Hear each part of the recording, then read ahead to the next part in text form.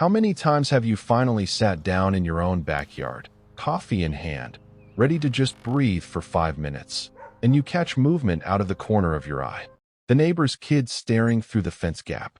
Or worse, you glance up at the house 2 doors down, and there's a clear line of sight straight from his upstairs window into your yard, into your space, into the one place you're supposed to feel completely at ease. You didn't spend 40 years working so you could retire into a fishbowl. Today we're fixing that, permanently, and we're doing it without a single trip to a landscaping company that wants $3,000 and 6 weeks of your life for a fence you could build yourself for a fraction of that. Welcome back to Greenhaven Hacks, the channel that tells you what garden centers and contractors never will. I'm here every week turning expensive, overcomplicated garden problems into things you can actually afford and actually do yourself, on your own timeline, at your own pace. And today's problem is privacy. I've got 15 ways to block out nosy neighbors, busy streets, and prying eyes, and not one of these is going to wreck your budget or your body. Some of these you can have finished by dinner tonight. Stay with me all the way through, because the last few ideas on this list are the ones people ask me about most in the comments, and one of them, the bonus at the very end, is the trick almost nobody knows exists. Grab your coffee. Let's take your backyard back. Number 1. The 10-minute fence. There's a good chance you've walked past bamboo rolls at the hardware store 100 times and never actually looked at them twice. That's a mistake, because that roll is one of the fastest privacy wins on this entire list. You're looking at $20 to $40 depending on size, and putting it up is genuinely a 10-minute job. No ladder, no power tools, no bending over a post hole. Measure the space you want covered, whether that's an existing fence, a railing, or a simple frame. Unroll the bamboo flat against it. Line up the top edge, and work across with zip ties or garden wire, spacing them about every 12 inches. That's it. No heavy lifting, no crouching for an hour, just a few minutes of standing and looping. By lunchtime, you've got a warm, tropical-looking privacy wall that garden centers would happily charge you $200 to install. One warning: if you're in a windy spot, spend the extra few dollars on the thicker bamboo. The cheap version cracks after one season, and you'll be back out here redoing the whole thing. Next up is an option so simple most people walk right past it, and it might just be the easiest one on this entire list. Number 2. The magazine cover trick. Outdoor curtains sound almost too simple to actually work, but hear me out.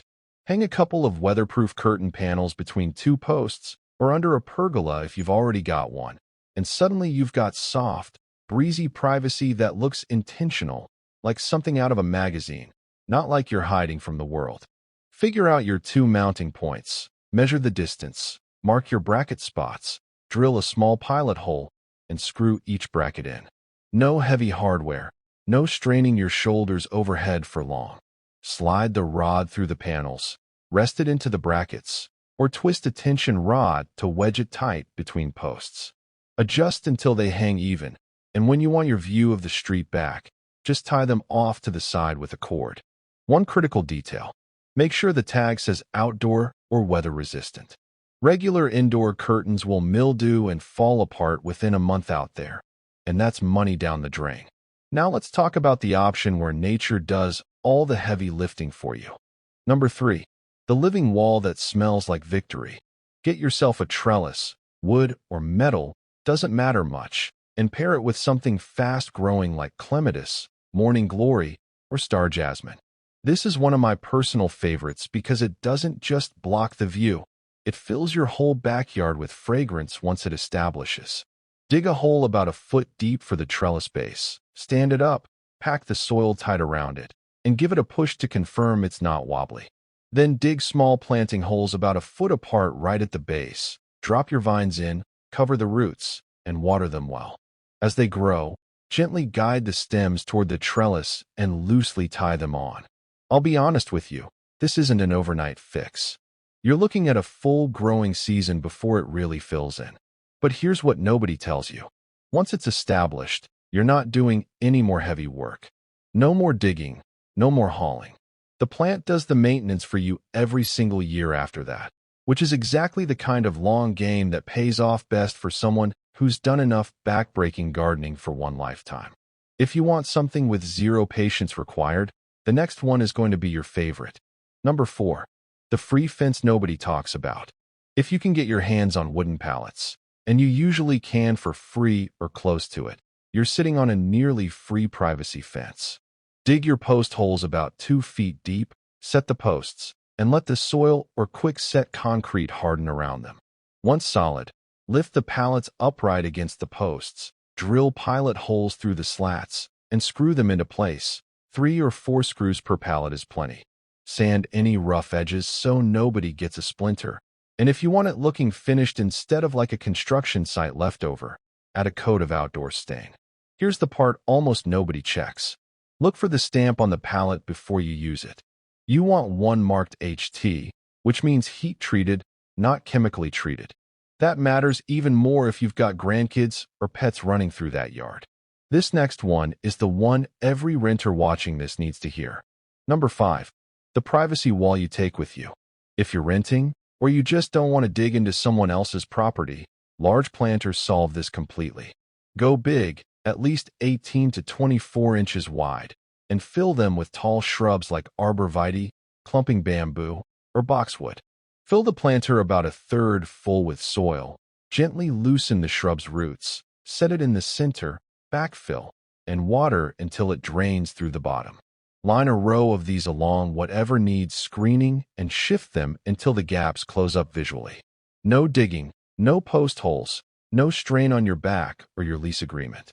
The best part, moving day comes, your privacy wall comes with you. Zero landlord drama, zero wasted investment. And speaking of quick wins that don't involve a shovel, here's one people completely underestimate.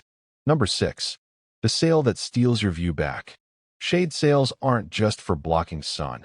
Angled correctly, they block sightlines too, especially from those second-story windows next door that always seem to have a perfect view straight into your yard. Pick 3 or 4 anchor points, your house wall, a fence post, whatever sturdy, and attach a hook or eye bolt to each. Hook one corner on, pull toward the next point, hook that corner, and repeat until every corner is attached. Use a turnbuckle on at least one corner so you can crank it tight with no sagging. No ladder climbing required beyond the initial setup. Here's the trick almost everyone misses. Angle it lower on the side facing your neighbor's yard, not straight overhead. That's what actually kills the sight line, not the shade. I want to ask you something here, because I already know the answer is going to fill up the comments. What's the nosiest thing a neighbor has ever done to you in your own backyard? Tell me below, because I guarantee you're not alone. Number 7. The illusion of full coverage. Lattice panels on their own only give partial privacy, but there's a trick to making them completely block the view. Dig your post holes, set your posts, let them cure. Once solid, hold the lattice panel against the posts, mark your spots, drill pilot holes, and screw it into place. Here's the part that matters. Plant a climbing vine right at the base. On its own, lattice just breaks up the view a little. With a vine growing through it, you get full coverage, and it looks incredible doing it. This is a 2-season investment of your energy, but almost none of the physical strain of building a solid fence from scratch. Number 8. The privacy that sways in the wind. Tall ornamental grasses are one of the most underrated options on this whole list.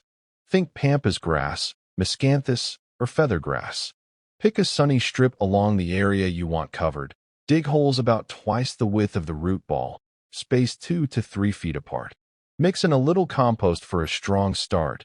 Plant level with the ground, water deeply, and mulch around the base. These grow fast, genuinely tall in one season, and unlike a solid fence, they sway and rustle, so your yard feels alive instead of boxed in. And here's the real advantage for anyone who's gardened for decades. You already know how to read a plant's needs better than anyone at the garden center trying to upsell you a fertilizer package you don't need. That experience is worth more than any employee badge. Number 9. The weekend project with the best payoff on the whole list. If you're a little bit crafty, build yourself a woven rope or fiber privacy screen. Build a simple rectangular frame out of 2x4s, or repurpose an old window frame if you've got one lying around. Lay it flat, staple one end of your rope or fabric strip to the frame, wrap it vertically with even spacing, staple the other side, and keep wrapping across the whole frame. Stand it up, lean it against your fence, or secure it between two posts, and you've got a completely custom privacy wall that cost you almost nothing. This one's ideal if you want a project you can do sitting down at a table before standing it up, which makes it one of the easier builds on this list on your joints.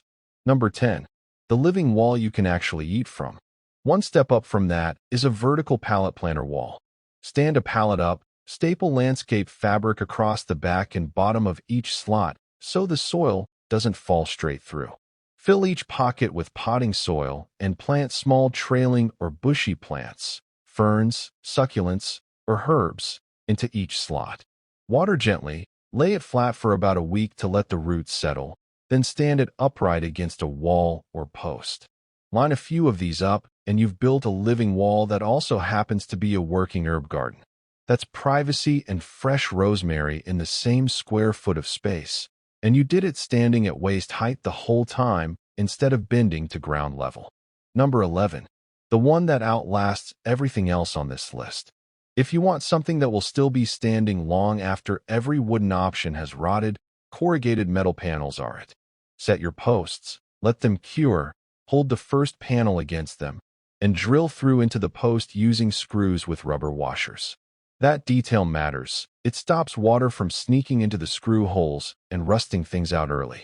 Overlap the edge of the next panel slightly over the first, and keep going down the line.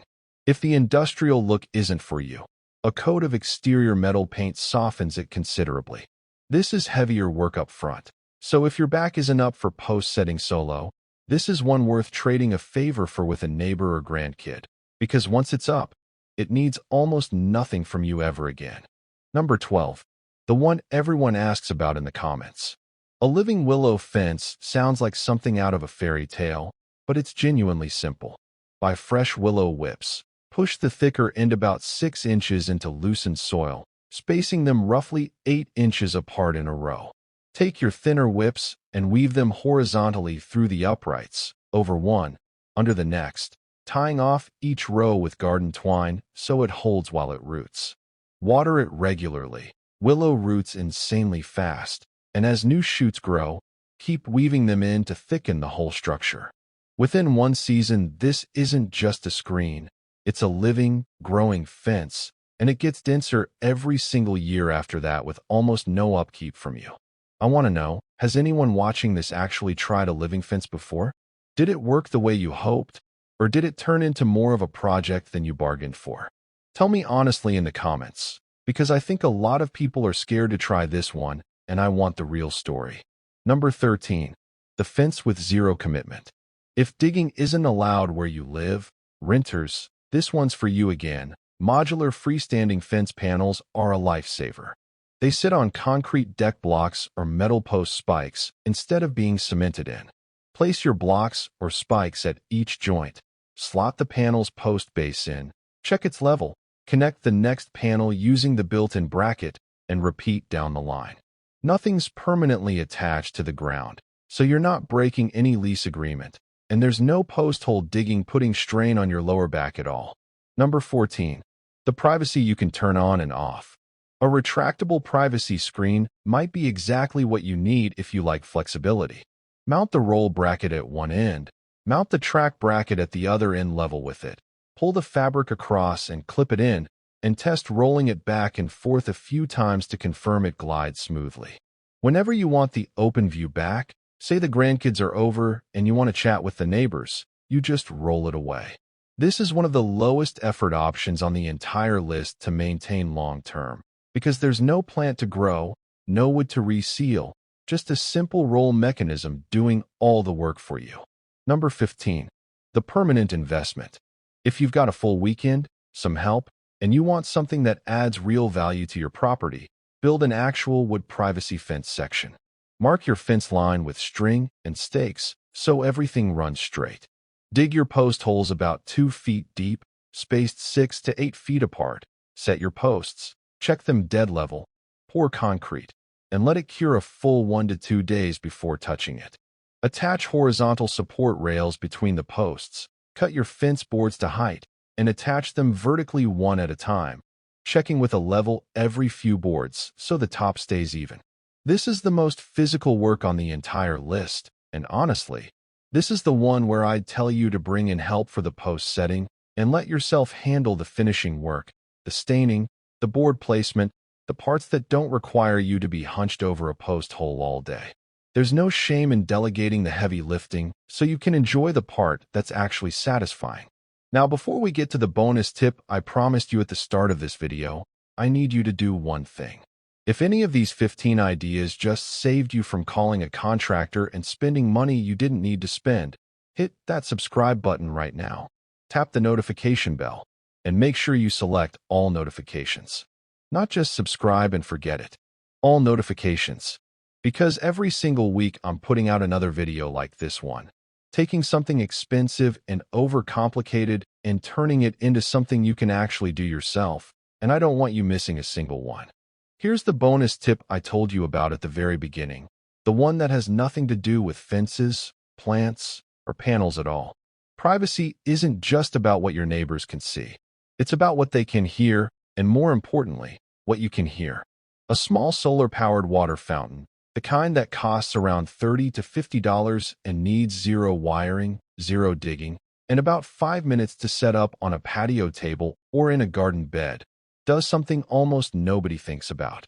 It creates a gentle, constant layer of white noise that masks conversations, muffles the neighbor's television, and honestly makes your own yard feel like a private retreat even if every single sightline around you is still wide open.